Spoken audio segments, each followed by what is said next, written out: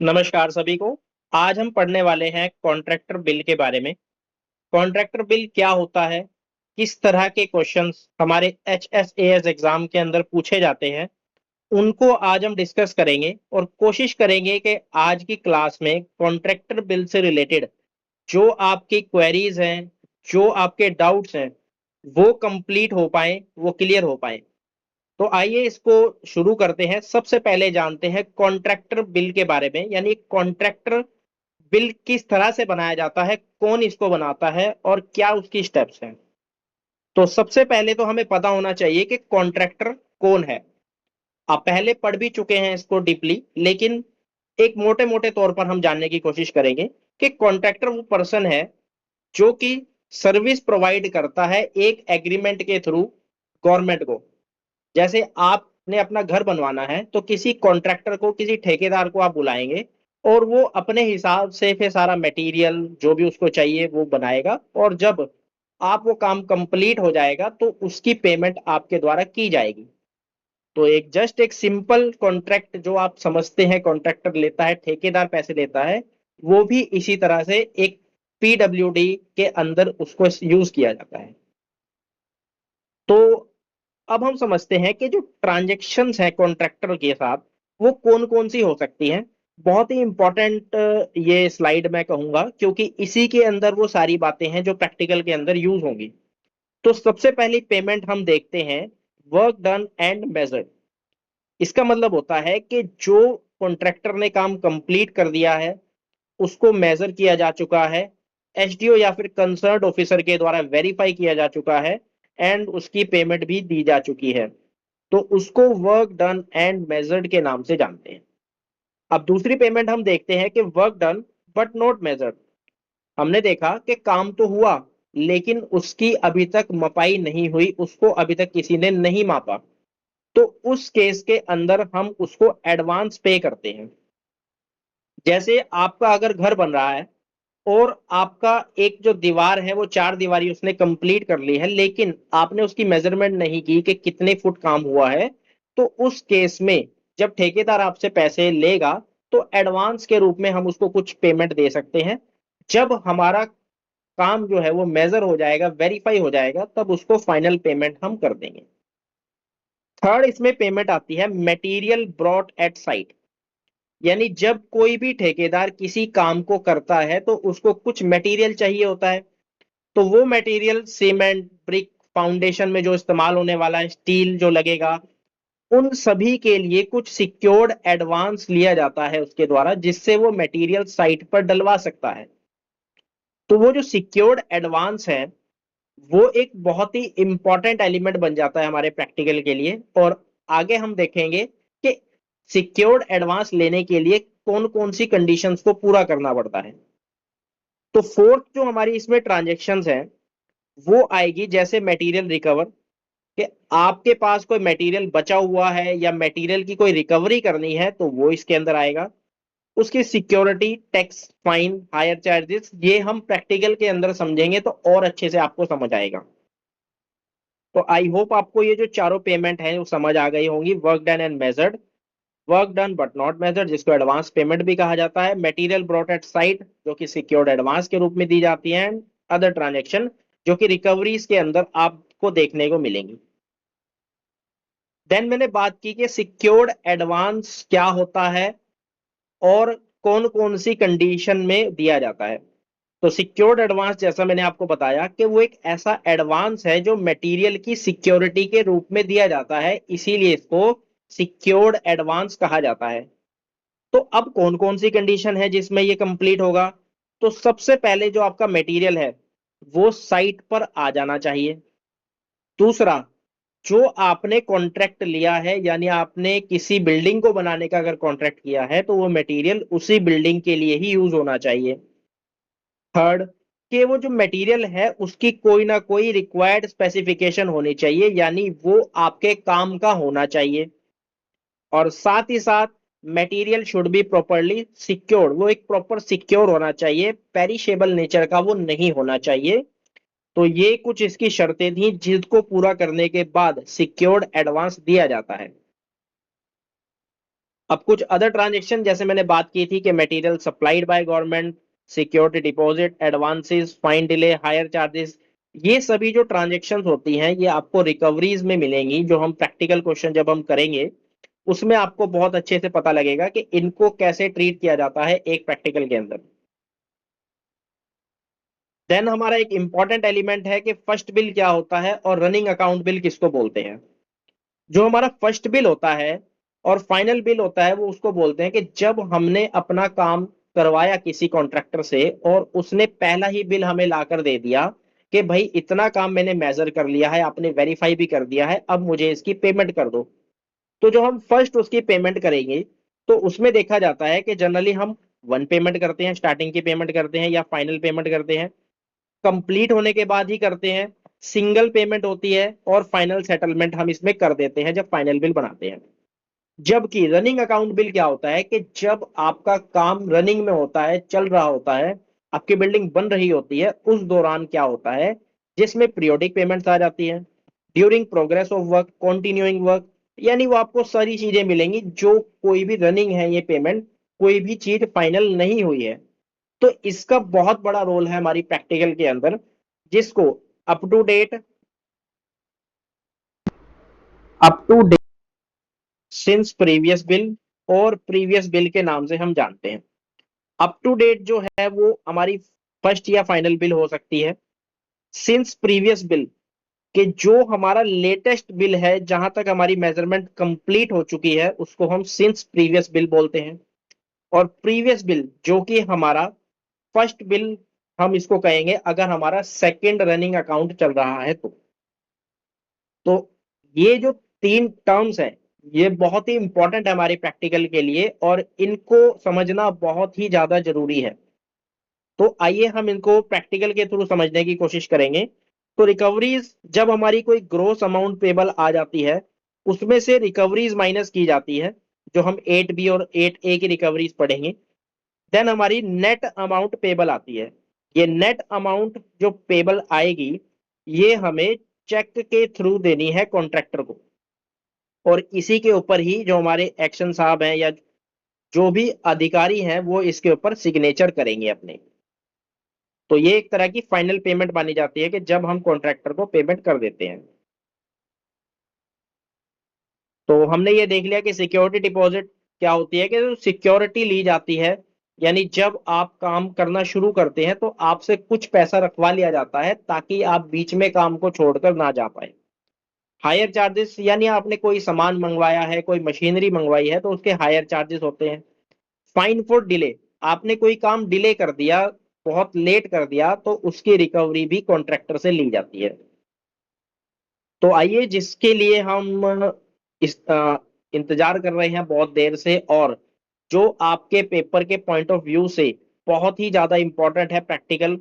तो इस प्रैक्टिकल को सबसे पहला काम आपने करना है कि बहुत ही ध्यान से पढ़ना है, क्योंकि कोई भी एंट्री मिस होने का मतलब है कि आपने अपने 10 से 15 मिनट पूरी तरह से खराब कर दिए और आपको जो क्वेश्चन करना चाहिए था वो आप कंप्लीट नहीं कर पाए। तो आइए इसको आराम से पढ़ते हैं कि from the data given below prepare the second running account bill of contractor C and company for construction of engineering college building। यानी हमें यह बताता है कि इसका सेकंड रनिंग अकाउंट बिल है सी एंड कंपनी का, जो कि इंजीनियरिंग कॉलेज बिल्डिंग बनाने के लिए लिया गया है। तो अब हमें हेडिंग से क्या देखना है, सबसे पहले तो हमें देखना है कि कौन सा रनिंग अकाउंट है, ये फर्स्ट रनिंग है, सेकंड रनिंग है या फिर फाइनल अकाउंट है। इसी तरह से हमें देखना है कि किसके द्वारा बनाया गया और किस काम के लिए बनाया गया। ये तीन चीजें देखना बहुत ही ज्यादा जरूरी हो जाता है हमें। तो आई होप आपने ये जो क्वेश्चन ऊपर की जो हेडिंग है ये अच्छे से पढ़ ली होगी। देन इन्होंने बताया है कि कौन कौन से काम को वर्क डन किया जा चुका है और मेजर भी किया जा चुका है। तो अब हमने देखा कि अर्थ वर्क इन एग्जावेशन के जो अर्थ वर्क हुआ, भीम डले, जो नींव वगैरह डाली गई, वो हमारा काम हुआ 25,000 CFT, यानी अप टू डेट तक आज तक हमारा जो काम कंप्लीट हुआ है वो 25,000 CFT है। Quantity paid in first RA. First RA का मतलब फर्स्ट रनिंग अकाउंट। अब आप मुझे ये बताएं कि जब आप कोई भी सेकंड अकाउंट बना रहे होते हैं तो जो उसका फर्स्ट अकाउंट आप उसको क्या कहेंगे? जाहिर सी बात है कि हम उसको प्रीवियस कहेंगे, कि जब हम कोई करंट बिल बना रहे हैं और उससे पहले का बिल जब हम डिस्कस करते हैं, बात करते हैं, तो उसको प्रीवियस बिल के नाम से जाना जाता है। तो हमारे पास जो क्वांटिटी निकल कर आई, जो हमारे पास टॉपिक निकल कर आया, तीन जो मैंने आपको बताया था, up to date, previous bill and since previous bill. तो जो आप अप टू डेट और क्वांटिटी जब आप निकालेंगे तो सिंस प्रीवियस बिल भी उससे निकलकर आ जाएगा। आइए देखते हैं कैसे। सबसे पहले हमारे एक इक्वेशन आपको ध्यान में रखनी है कि जब कोई प्रीवियस बिल हो और सिंस प्रीवियस बिल हो, तो जब उनको जोड़ देते हैं, जब उनको जमा कर देते हैं हम, तो उसको हम बोलते हैं अप टू डेट पेमेंट। यानी आपका previous bill plus since previous bill, वो मिल जाएगा आपका अप टू डेट। यानी अगर आपके पास कोई दो चीजें हैं, या तो प्रीवियस बिल है या फिर सिंस प्रीवियस बिल है या फिर अप टू डेट है, तो तीसरी चीज आप आसानी से निकाल सकते हैं। इस क्वेश्चन में अगर हम देखें तो आपके पास एक तो अप टू डेट है, दूसरा है आपके पास प्रीवियस बिल। तो आप सिंस प्रीवियस बिल को आसानी से निकाल पाएंगे? बिल्कुल निकाल पाएंगे। हम कह देंगे कि हम अप टू डेट निकालने के लिए उसमें से प्रीवियस बिल को माइनस कर देंगे, बिल्कुल आराम से हो जाएगा। जब हम प्रीवियस बिल को माइनस कर देंगे तब हमारा निकल कर आएगा since previous bill. I hope जो एक बहुत ही इंपॉर्टेंट और बहुत ही छोटी सी बात है ये आपको समझ में आ गई होगी। तो आइए अब हम आगे बढ़ते हैं। जैसे ब्रिक वर्क हुआ है फाउंडेशन के अंदर 5000 जो क्वांटिटी है इसकी अप टू डेट की, और प्रीवियस बिल की है 3000 की। इसी तरह हम सीमेंट को देखें तो अप टू डेट की है 400, और क्वांटिटी जो प्रीवियस ईयर की है, प्रीवियस बिल की है, वो है 100। ब्रिक वर्क जो हुआ है वो 4000 एंड 1000, और वुड वर्क जो हुआ है 80 एंड 10। अब आपको क्वांटिटी समझ में आ गई। अब बात करते हैं रेट की। तो रेट हमारा जो होता है वो या तो पर 1000 पे दिया होगा या फिर दिया होगा, आपको इस तरह से दिया होगा परसेंटेज की फॉर्म में, या आपको ऐसे दिया होगा डबल परसेंटेज की फॉर्म में। 1000 है, 100 हो सकता है, इसको भी हम मान लेंगे 100। याद कैसे रखना है? दो जीरो आ रही है तो 100 होगा। यहां पर आ रही है 3, तो इसलिए हो जाएगा 1000। तो हमने ये चीज देखी कि जब रेट दिया होगा या तो 1000 में दिया होगा 100 में दिया होगा, तो हम उसको पहचान लेंगे।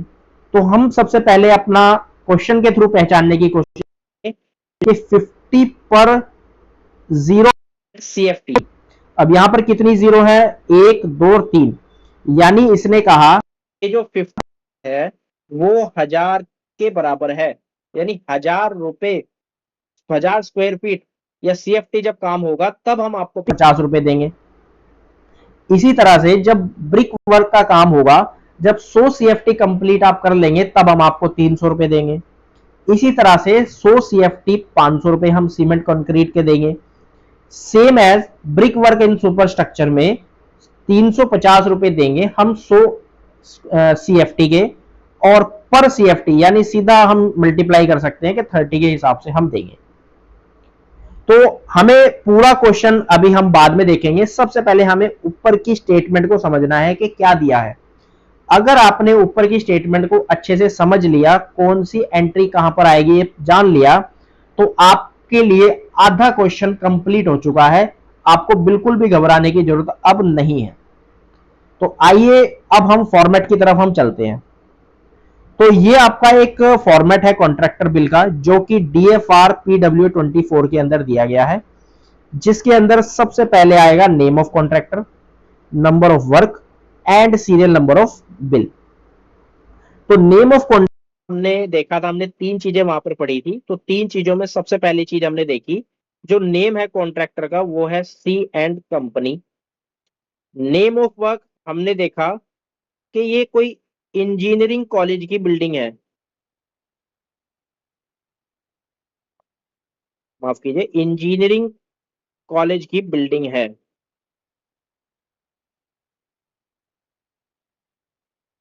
और ये सबसे इंपॉर्टेंट जो कि सीरियल नंबर ऑफ बिल है, ये है सेकंड रनिंग बिल।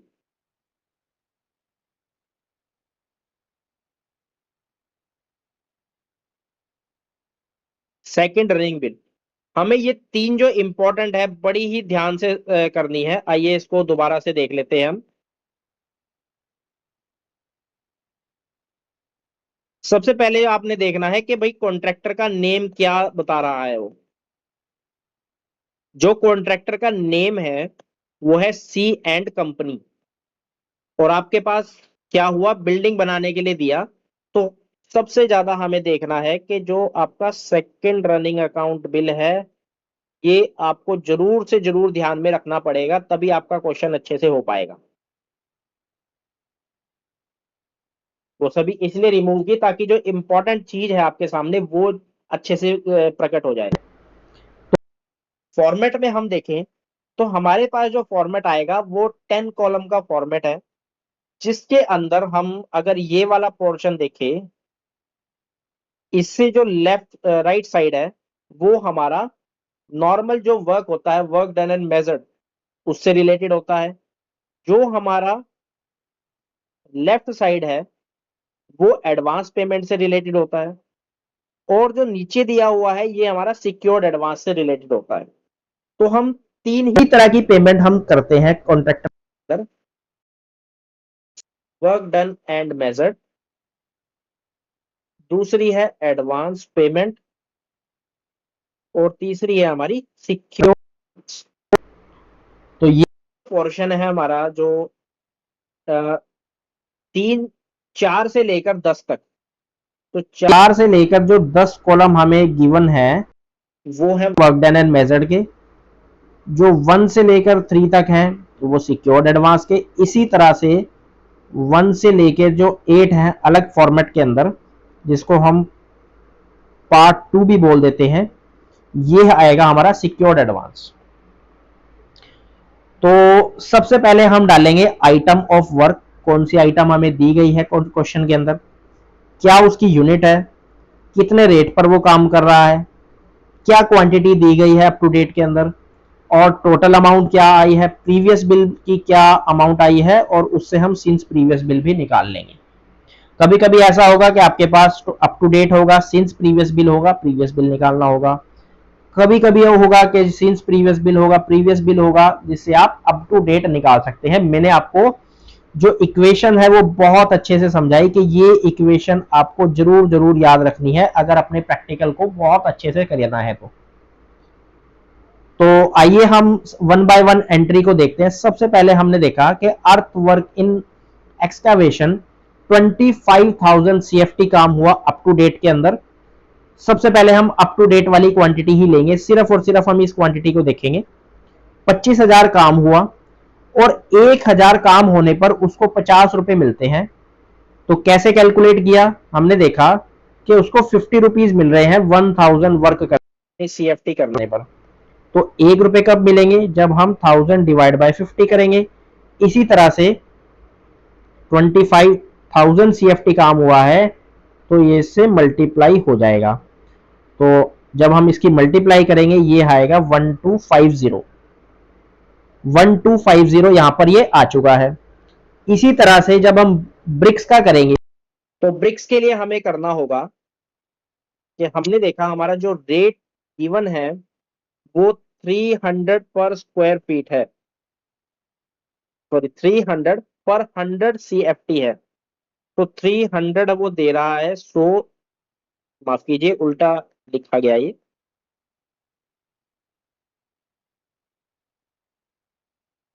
यानी 100 CFT के लिए उसको देने पड़ रहे हैं 300, 1 के लिए वो देगा 300 डिवाइड बाय 100। और काम कितना हुआ है एक्चुअल में ब्रिक वर्क इन फाउंडेशन 5,000, तो 5000 जो देगा वो 300 अपॉन में 100 मल्टीप्लाई 5000, तो ये निकल कर आएगा हमारा, बताइए कितना आएगा ये निकल कर, 15,000 रुपीज निकल कर आएगा। तो आई होप आप यूनिट जैसे छोटी क्लास में किया करते थे कि अगर 10 किलो का मूल्य इतना है, एक का कितना होगा और 50 का कितना होगा, उसी तरह से ये हमें अर्थवक निकालनी होती है। बस हमें ये ध्यान देना होता है कि कहाँ पर 1000 है, कहाँ पर 100 है और कहाँ पर है। पर में तो बहुत ही आसान हो जाएगा, वो ईच की बात कर रहा है, यानी 80 मल्टीप्लाई 30, तो ये आ जाएगा 2400। अब हमने अप टू डेट की क्वांटिटी तो अपनी कर ली कंप्लीट। अब हम चलते हैं फर्स्ट आरए बिल, यानी कहने का मतलब है कि जो हमारा प्रीवियस बिल है, प्रीवियस बिल की हम यहां पर बात करेंगे। तो प्रीवियस बिल से रिलेटेड जो भी हमें दिया होगा उस क्वांटिटी को लेंगे। सबसे पहले दिया है हमें 10,000 सीएफटी, तो 10,000 के हिसाब से हम निकालेंगे, वो बनेगी 500। देन हम निकालेंगे 3,000, 3,000 के हिसाब से 300 अपॉन में 100, तो ये बनेगा हमारा 9,000। Then 500, 3,500 and 300। आई होप आपको ये जो निकालनी है अमाउंट ये आती होगी।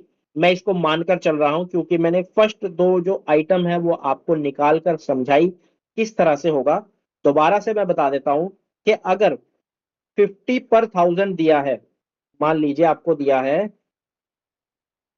50 पर 1000, यानी आपने ये माना कि जो 1000 काम हो रहा है यानी सीएफटी वर्क हो रहा है वो 50 रुपए के लिए हो रहा है। तो एक सीएफटी जो काम होगा वो कितने के लिए होगा, 50 अपॉन में 1000। और इसी तरह से हमारा जो एक्चुअल वर्क हो रहा है वो हो रहा है, हम पहले वाला ही ले लेते हैं 25,000। तो 50 अपॉन में 1000 मल्टीप्लाई 25,000, तो ये निकल कर आया हमारा 1250। तो आई होप अब आपको अच्छे से समझ में आ गया होगा कैसे हम ये अमाउंट जो है वो निकालेंगे। बस एक ही चीज आपको ध्यान में रखनी है इसमें, 50 पर 1000 जब दिया होगा, जो भी चीज आपको निकालनी है, यानी आपने सीएफटी का निकालना था क्योंकि आपको क्वांटिटी सीएफटी में दी है, तो सीएफटी को रखेंगे हम हमेशा लेफ्ट साइड में और जो अमाउंट है उसको रखेंगे राइट साइड में। अगर हमें अमाउंट निकालनी होती तो इनको हम रिवर्स कर देते, यानी 1000 को रखते हम राइट साइड में और 50 को रखते लेफ्ट साइड में। तो आई होप जो आपको ये जो अमाउंट है 500, 9,000, 500, 3,500 और 300, ये आपको समझ आ गई होगी। अब हम निकाल लेंगे अपना सिंस प्रीवियस बिल। तो मैंने आपको इक्वेशन बताई थी कि previous bill plus since previous bill होता है अप टू डेट के बराबर। हमारे पास दो चीजें गिवन है, अप टू डेट और प्रीवियस बिल। तो उसमें से प्रीवियस बिल को माइनस करके क्या मैं सिंस प्रीवियस बिल निकाल सकता हूं, बिल्कुल निकाल सकता हूं। तो मैंने यही किया कि 1250 जो मेरे पास गिवन थे यानी 1250 गिवन थे उसमें से 500 माइनस किया, तो मेरे पास सिंस प्रीवियस बिल निकल कर आया 750। इसी तरह से 15,000 में से 9,000 माइनस किया तो मेरे पास आया 6,000। 2000 में से 1500 सॉरी 500 माइनस किया तो आया मेरे पास 1500। 14,000 में से 3500 माइनस किया 10500। एंड 2400 में से 300 माइनस किया तो 2100। अब हम इसका टोटल निकालेंगे। सबसे पहले तो हम इसका टोटल निकाल लेंगे जो आया हमारे पास 34650। देन हम निकाल लेंगे प्रीवियस ईयर का जो आया 13800। आप अपने एंड से भी इसको कैलकुलेट करने की कोशिश कीजिए। फिर इसमें से जो प्रीवियस बिल है उसको माइनस कर देंगे तो हमारा सिंस प्रीवियस बिल आ जाएगा। आप ये काम डायरेक्ट भी कर सकते हैं वेरीफाई करने के लिए कि आप जो सिंस प्रीवियस बिल की जो अमाउंट आती है उसको सॉल्व कर लीजिए। अगर वो 20,850 आई है तो इसका मतलब आपने सही कैलकुलेशन की है। तो ये जो हमारा आंसर निकल कर आया है total value work done up to date और उसमें से माइनस किया प्रीवियस बिल को, तो हमारा नेट वैल्यू यानी सिंस प्रीवियस बिल की अमाउंट निकल कर आ गई। ये जो सिंस प्रीवियस बिल की अमाउंट आई है यही हमारा करंट रनिंग बिल है। इसी के ऊपर ही हम मैक्सिमम जो रिकवरीज है उनको फाइंड आउट करने की कोशिश करेंगे। तो आई होप आपका जो पहला पार्ट है, जो कि वर्क डन एंड मेजर का पार्ट है, वो आपको अच्छे से क्लियर आ गया होगा, अच्छे से समझ आ गया होगा। तो अब हम अपने सेकंड पार्ट की तरफ चलते हैं, जिसका नाम है एडवांस पेमेंट। तो एडवांस पेमेंट मैंने आपको बताया कि जब वर्क डन हो लेकिन उसको मेजर ना किया जा चुका हो, work done but not measured, तो उस केस में हम निकालते हैं एडवांस पेमेंट। अब हम क्वेश्चन को अच्छे से समझेंगे कि कहां पर एडवांस पेमेंट दिया गया है और उसको कैसे एंटर करते हैं। तो इसने कहा कि इन the first running account bill advance payment of 1750 and 1500 on item second and fourth respectively was made. तो यहां पर हमारा जो एडवांस पेमेंट का काम है वो यहां पर दिया गया है। अब इसको वर्ड बाय वर्ड समझते हैं। इन the first running account bill, इसने कहा फर्स्ट रनिंग अकाउंट बिल, यानी ये बात कर रहा है प्रीवियस ईयर की, यानी प्रीवियस बिल की। एडवांस पेमेंट इसने दिया है कितना, 1750 और 1500 का item number second and item number 4। अब आप एक चीज ध्यान में रखिए, अगर आपने जो क्वेश्चन के आइटम के हिसाब से ही उसको सीरियल वाइज लिखा होगा, जैसे अर्थ वर्क, ब्रिक, सीमेंट, ब्रिक और वुड वर्क, तो आप आइटम नंबर को पहचान कर आप एडवांस पेमेंट बता पाएंगे। अगर आपने इसको ऊपर नीचे कर दिया तो आप बता ही नहीं पाएंगे कि कौन सी आइटम नंबर सेकंड थी या कौन सी फोर्थ थी। तो हम यहां पर आसानी से बता सकते हैं कि आइटम नंबर सेकंड जो कि ब्रिक्स से रिलेटेड है, एंड आइटम नंबर 4 वो भी ब्रिक्स, यानी brick in foundation and brick in superstructure. यहां पर मैं पूरा नहीं लिख पाया क्योंकि जगह की कमी थी यहां पर। तो brick in foundation and brick in superstructure की जो एडवांस पेमेंट है वो हमें दी गई है, जो कि 1750 है एंड 1500 है। ये हमें कैसे पता लगा कि ये सिर्फ प्रीवियस बिल में आएगा, क्योंकि यहां पर लिखा गया था फर्स्ट रनिंग अकाउंट बिल। अगर यहां पर होता कि on second running account bill, तो हम इसको सिंस प्रीवियस बिल ले लेते। तो आई होप आपको ये समझ आ गया होगा कि 1750 क्यों दिया है प्रीवियस बिल के कॉलम में, एंड 1500 क्यों आएगा प्रीवियस बिल के कॉलम में। अब हम देखते हैं कि हमने जो एडवांस दिया था, क्या सिंस प्रीवियस बिल के अंदर उसकी रिकवरी की जा चुकी है। तो आइए देखते हैं कि ब्रिक्स का हमने सिंस प्रीवियस बिल में अमाउंट देखा 6000, और ब्रिक इन सुपरस्ट्रक्चर का अमाउंट देखा हमने 10,500। तो हमने दोनों नोट की कि ये दोनों पेमेंट सिंस प्रीवियस बिल के अंदर दी जा चुकी है। अगर कोई भी पेमेंट सिंस प्रीवियस बिल में दी जा चुकी है तो उसको हम सिंस प्रीवियस बिल में लिख देते हैं। यानी आपने 1750 का एडवांस लिया और सिंस प्रीवियस बिल में उसकी रिकवरी हो चुकी है, तो हम उसको माइनस कर देंगे, यानी अप टू डेट आपका कोई भी अमाउंट अब नहीं बचा है। सेम इसी तरह से 1500 रुपए जो हमने एडवांस दिया था, वो भी माफ कीजिए यहाँ पर 1500 आएगा। तो वो 1500 आपने दे चुके हैं सिंस प्रीवियस बिल के अंदर, एडवांस जा चुका है, कंप्लीट हो चुका है, तो यहां पर भी कुछ नहीं आएगा। तो जब इनको टोटल किया प्रीवियस बिल का, ये आया 3250, उतने ही हमने सिंस प्रीवियस बिल में रिकवर कर लिए। तो हमारे पास अब अप टू डेट में कोई अमाउंट नहीं बची। तो आई होप आपको जो फर्स्ट पार्ट है जो वर्क डन एंड मेजर्ड से रिलेटेड है, and second part work done but not measured, ये दोनों आपको अच्छे से क्लियर हो चुके होंगे। फिर भी आपको कोई डाउट लगता है, इस वीडियो को दोबारा से प्ले करके इस टॉपिक को समझने की कोशिश करें। देन हम आगे बढ़ते हैं। हमारा जो थर्ड पार्ट है, जिसको हम थर्ड पार्ट बोल देते हैं लेकिन फॉर्मेट के हिसाब से ये सेकंड है। तो थर्ड हम पेमेंट निकालते हैं अपनी सिक्योर्ड एडवांस की। तो सिक्योर्ड एडवांस निकालने के लिए सबसे पहले हम अपनी जो लाइन है जो हमारे पास दी गई है उसको समझने की कोशिश करते हैं। तो ये कह रहा है कि maximum secured advance was allowed on 1 lakh brick brought to site in the first running bill. Market rate of bricks was 160 per thousand. In running bill number 2, further secured advance on 60,000 bricks for brought to site was allowed. The cost of brick actually used in brickwork done and measured since previous bill was recovered in the second running bill. 100 CFT of brickwork requiring 1200 brick. तो यहाँ पर हमारा जो secured advance की जो line है वो खत्म होती है। तो ये आपको पूरा समझना पड़ेगा क्या होता है। आई होप अभी फर्स्ट टाइम जो पढ़ा गया वो आपके बिल्कुल भी दिमाग में नहीं आया होगा। आइए इसको वन बाय वन लाइन से समझने की कोशिश करते हैं। तो पहले उसने कहा कि maximum secured advance was allowed. Secured advance दिया, समझ आ गया। 1 lakh brick.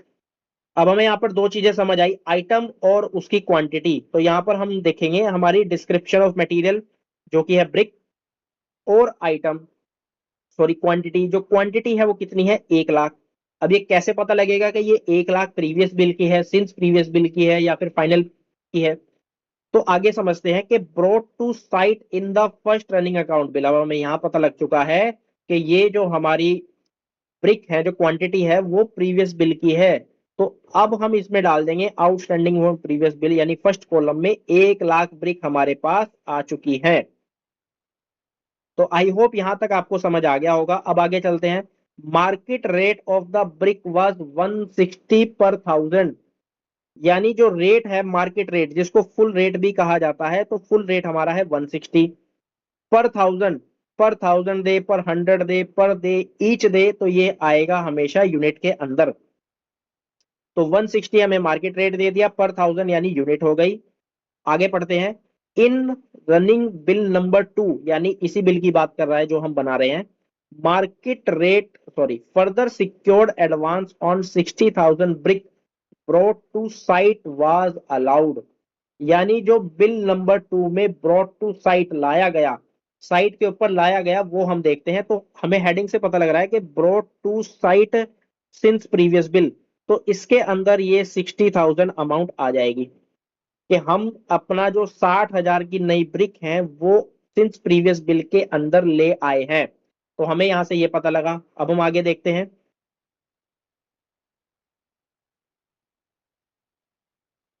60,000 brick brought to site was allowed. The cost of bricks actually used in brickwork done and measured since previous bill। उसने ये कहा कि जो रनिंग बिल है, जो रनिंग अकाउंट बिल है हमारा, वहां तक आपकी ब्रिक वर्क डन हो चुकी है और वो मेजर्ड भी की जा चुकी है। यानी यहां से ये समझ आता है कि आपने cost of brick actually use, यहां पर समझ आ गया कि कॉस्ट ऑफ ब्रिक, आपने ब्रिक को यूज किया। कितना यूज किया वो आगे देखते हैं कि इन ब्रिक वर्क डन, जहां पर ब्रिक वर्क काम हुआ है। अब आपको पता है सिर्फ दो ही जगह ब्रिक वर्क का काम हुआ है। एक तो है हमारे पास, एक है हमारे पास सेकंड नंबर आइटम में, वेट कीजिए, एक है हमारे पास सेकंड नंबर आइटम में, और एक है हमारे पास फोर्थ नंबर आइटम में। तो ये दो जगह ही ब्रिक वर्क का काम हुआ है। और हमें देखना है कि brick work done measured since previous bill. किसको मेजर किया गया, सिंस प्रीवियस बिल को ही मेजर किया गया। यानी हमने सिंस प्रीवियस बिल के वर्क को ही देखना है। अब हमने ये देखा कि सिंस प्रीवियस बिल की जो क्वांटिटी है वो कितनी होगी। तो यहां पर जब हम आएंगे ब्रिक वर्क इन फाउंडेशन, यहां पर हम हेडिंग डाल देंगे up to date sorry brick की।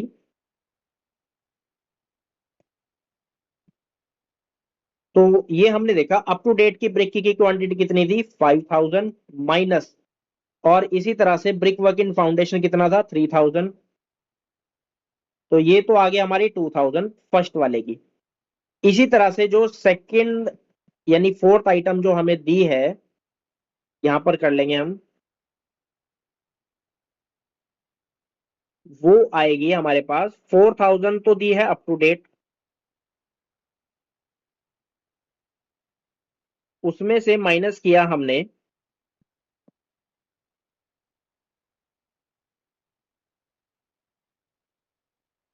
जो 4,000 है हमारी, वो है अप टू डेट, उसमें से हमने माइनस किया 1,000। तो ये आया हमारे पास 3,000। तो हमारे पास दो आइटम निकल कर आई, 1,000 और 2,000, 3,000 एंड 2,000। तो हमने ये देखा कि जो हमारी 5,000 ब्रिक यूज हुई है, उस पर हम मेजरमेंट करेंगे। कैसे मेजरमेंट करेंगे कि 100 जब सीएफटी काम होगा, 100 सीएफटी काम होगा, उसके अंदर 1200 ब्रिक का इस्तेमाल होगा। तो हमने देखा कि जब 100 सीएफटी काम हुआ उसके अंदर यूज हुआ 1200 ब्रिक का, लेकिन जब 1 सीएफटी काम होगा तब कितनी यूज होंगी, 1200 अपॉन में 100। लेकिन हमारे पास तो क्वांटिटी कितनी है, 5000।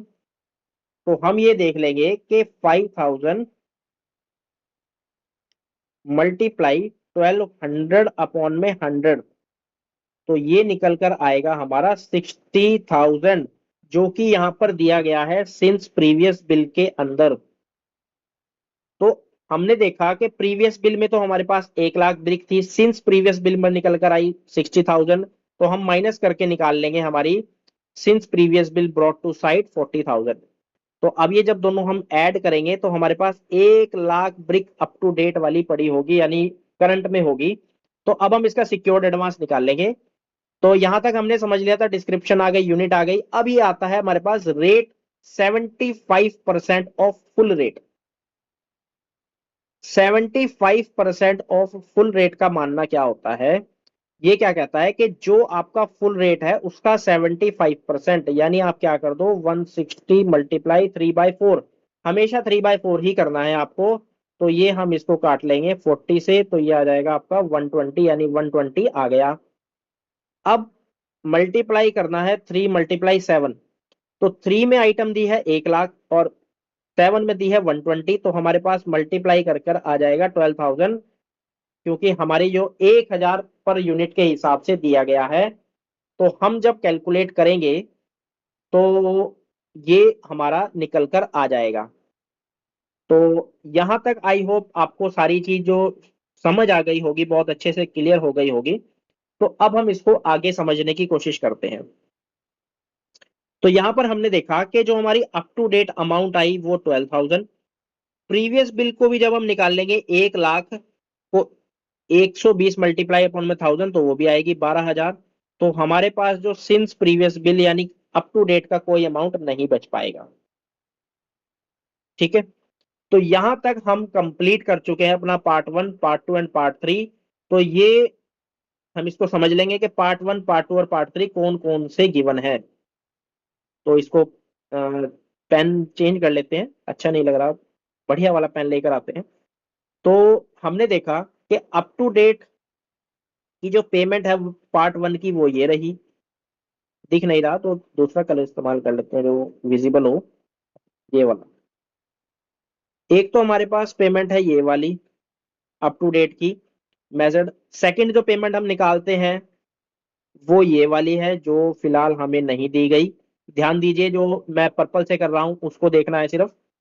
और थर्ड अप टू डेट है हमारे पास 12,000। तो अब हम जो पार्ट 4 हम निकालते हैं उसमें total value of up to date work done, advance payment और सॉरी सिक्योर्ड एडवांस और एडवांस पेमेंट जो हमारे पास नहीं थी, तो टोटल मिलाकर आ गया हमारे पास 46,650। तो ये हमारे पास आ चुका है। और अगर आप कैसे ये सिक्योर्ड एडवांस की जो क्वांटिटी है वो निकाली गई इसको और अच्छे से देखना चाहते हैं, तो ये वाली जो वर्कशीट है इसको भी आप रेफर कर सकते हैं। अब हमारे पास जो अमाउंट आई थी वो 46650 आई। फिर हमने देखा कोई अमाउंट विद हेल्ड तो नहीं। विद हेल्ड क्यों होगी कि कोई जो पेमेंट है वो हम रोक लेते हैं, जिसकी वजह से कोई सिक्योरिटी जो दी जानी होती है, कोई पेमेंट की जाती है, वो नहीं देंगे। तो यहां पर हमने देखा कोई भी अमाउंट विद हेल्ड नहीं है। तो हम आगे बढ़ते हैं, कोई भी अमाउंट विद हेल्ड नहीं है, यानी 5A और 5B में कुछ नहीं आएगा, तो यही टोटल हमारा नीचे आ जाएगा। अब 7th में देखेंगे हम टोटल पेमेंट ऑलरेडी मेड। जो ऑलरेडी मेड का मतलब क्या होता है, ऑलरेडी यानी आपने जो प्रीवियस बिल के अंदर दे चुके हैं। तो पहली पेमेंट तो आपने प्रीवियस ईयर के अंदर दी, वो है 13,800। एक तो लिख देंगे हम 13,800। दूसरी पेमेंट जो आपने दी एडवांस पेमेंट के अंदर फर्स्ट कॉलम में, वो है 3250। तीसरी पेमेंट जो आपने दी वो दी हमने सिक्योर्ड एडवांस के अंदर प्रीवियस बिल की 12,000। तो हमारे पास deduct deduct deduct plus D, यानी ये जो प्रीवियस की पेमेंट है ये ऐड करने को कह रहा है, उसमें से 5 है तो हमारे पास है ही नहीं। तो ये जो टोटल मिलाकर आएगा वो आएगा 29050, ये हमारी यहाँ पर आ जाएगी और ये माइनस कर कर एंट्री आएगी 17,600। ध्यान दीजिए यही कॉन्ट्रैक्टर की ये पेमेंट होती है और इसके ऊपर वो साइन करता है। अब हम यहां तक तो पहुंच चुके हैं, अब हम देखेंगे रिकवरीज को जो हमें 8A और 8B के अंदर दी गई होती है। तो 8A की रिकवरी को जब हम देखेंगे तो यहां पर हमें गिवन होगा कि in terms of contract deduction आ गई यानी रिकवरीज आ गई, was made from each bill at the rate of 12.5% on account of security deposit. Income tax is to be recovered at 2%, no GST is to be levied, कोई GST नहीं दी गई है। तो यहां पर जब हम रिकवरी देखेंगे द वैल्यू ऑफ 20 सीमेंट 50 पर बैग और fine for delay and hire tools. तो आपको अगर रिकवरीज के बारे में पढ़ा है तो मैं मोटा मोटा आपको बताने की कोशिश करूंगा। जो 8A की रिकवरी होती है वो होती है रिलेटेड टू वर्क। जो भी काम चल रहा है, मान लीजिए जो बिल्डिंग बन रही है उसी बिल्डिंग से रिलेटेड कोई खर्चा हो रहा है तो वो 8A में आएगी, एंड 8B में आएगी रिलेटेड टू अदर वर्क, कोई और काम से रिलेटेड अगर वो है, जैसे हमारा सिक्योरिटी डिपॉजिट, इनकम टैक्स, या फिर कोई जीएसटी आ जाए, या फिर डिले हो जाए, तो ये चीजें जो है वो 8B के अंदर आती है। तो यहां पर हमने देखा कि value of 20 bag of cement 50 पर bag issued for this work यानी 8A की रिकवरी है, तो यहां पर हमने डाल दिया 1000, वैल्यू ऑफ बैग 1000। इसी तरह से सिक्योरिटी डिपॉजिट आएगा और इनकम टैक्स आएगा। अब सिक्योरिटी डिपॉजिट देखते हैं कैसे कैलकुलेट किया जाता है। तो सिक्योरिटी डिपॉजिट को मैंने यहां पर कैलकुलेट कर कर बताया हुआ है, जो आप बहुत ही आसानी से समझ सकते हैं कि 2.5% on work done and measured. अब ये कौन सा लेना है, जो हमारा वर्क डन और मेजर्ड हो चुका है अप टू डेट, यानी सिंस, जो हमारा सिंस प्रीवियस बिल यानी जो चल रहा है 20,850। तो 20,850 का जब आपने 2.5% किया तो ये आया 521। इनकम टैक्स जो आपको निकालना है वो निकालना है 17,600, जिसके ऊपर आप कॉन्ट्रैक्टर साइन करेगा। जब उसका 2% हम करेंगे तो ये निकल कर आएगा 352। डिले जो वर्क हुआ है वो दिया है हमें 1500 पर डे, और 15 डे का दिया है तो ये हो जाएगा 1500, और हायर टूल का दिया है 450। तो ये जो रिकवरीज है हमारी, इनको माइनस करने के बाद हमारे पास आएगी 1000, और 2823 माइनस करने के बाद 13,777। यही हमारी क्या होती है, फाइनल पेमेंट होती है, जो कि एक्शन के द्वारा या एसडीओ के द्वारा जिसको फाइनल किया जाता है, और इसी को ही हम एक बार अमाउंट में, देन इसी को वर्ड्स में लिखा जाता है। अब लिखा जाता है नीचे रिसीव्ड ऑफ। अब आपको नीचे कौन सी अमाउंट लिखनी है, मैंने बताया था जिस पर कॉन्ट्रैक्टर साइन करता है। ये रहा कॉन्ट्रैक्टर जहां पर साइन करता है तो वो होती है हमारी कि payment now to be made as detailed below, यानी यहां पर 8 नंबर की पेमेंट आएगी, ये ध्यान रखना है। तो आई होप यहां तक आपको सारा कुछ जो अच्छे से है वो समझ आ गया होगा। फिर भी किसी चीज में अगर डाउट है, अगर आप किसी चीज को लेकर कंफ्यूज हैं, को लेकर कंफ्यूज है, या फिर जो लिखा गया है उसको लेकर कंफ्यूज, कमेंट में लिख सकते हैं, पूछ सकते हैं, अच्छे से बताया जाएगा। देन अब हम इसकी वेरिफिकेशन करते हैं कि क्या हमने जो किया वो सही भी था या नहीं किया था। तो D1 E और F को पहले ऐड करते हैं। D1 तो ये हमारा होता है D1 यानी 3250 माइनस का 3250 माइनस का 3250 plus E plus F plus E क्या है हमारे पास, कुछ भी नहीं है। तो E आएगा हमारे पास कुछ भी नहीं, यानी डैश, प्लस F जो हमें गिवन है वो है 20,850। फॉर्मेट में ध्यान से देखिए तो आपको पता लग जाएगा, तो ये आ जाएगा 17,600। तो हमारे पास जो लेफ्ट साइड की आई वो आई 17,600। अब राइट साइड को देखते हैं, जी प्लस एच। अब ये जी कैसे निकलता है और एच कैसे निकलता है बताया गया कि 5B और 8A की रिकवरी ऐड कर दो। 5B तो कुछ नहीं है, 0 है। 8A की रिकवरी 1000 है, तो यहाँ पर 1000 आ गया। एच निकालने के लिए 8B और 8C को ऐड कर दो, यानी 8B जो हमारा है वो 8B की रिकवरी, और 8C होता है जो चेक के थ्रू हम पेमेंट करते हैं। दोनों को ऐड करेंगे तो 16,600 आएगा। अगेन दोनों को प्लस करेंगे तो ये भी आएगा 17,600। तो आई होप यहां तक आपको अच्छे से समझ आ गया होगा, ये दोनों मैच है। हमारा कॉन्ट्रैक्टर बिल भी कंप्लीट हो चुका है।